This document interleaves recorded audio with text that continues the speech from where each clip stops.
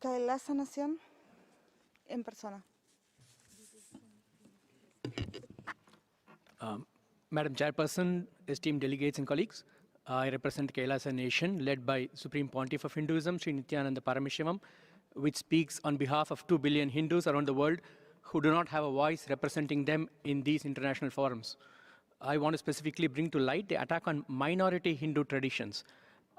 Hinduism, as people know, is not a single monolithic religion, but it's made up of thousands of unique enlightenment ecosystems, which are called sampradayas. In recent times, many Hindu gurus, Hindu minority traditions, and temples have come under attack by majority ideologies, and a large number of traditions have virtually disappeared.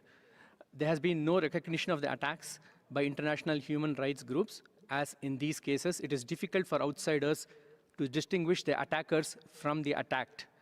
For the past 10 years, the Kailasa Nation and SPH Sri Nityananda Paramashivam have been attacked and silenced in India as a religious minority, as a linguistic minority, and because extremist elements are opposed to Kailasa's stance when it comes to the rights of women, including marginalized Dalit women and the rights of members of the LGBTQ and transgendered communities.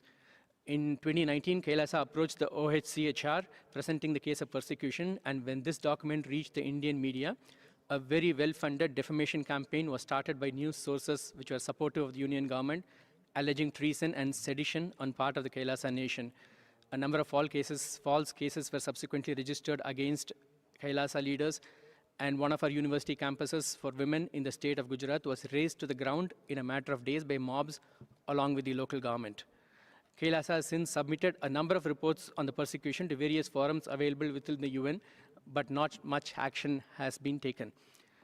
In June 2021, Kailasa made a submission on the attacks of ASMT women in the session by the UN Committee on Elimination of Discrimination Against Women on the rights of indigenous women, and further submitted reports how to end femicide and on gender justice.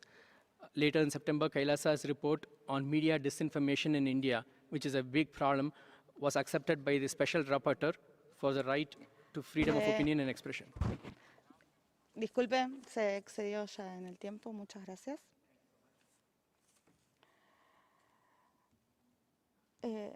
Es el momento de llamar al representante online de la misión permanente de CRIS Republic.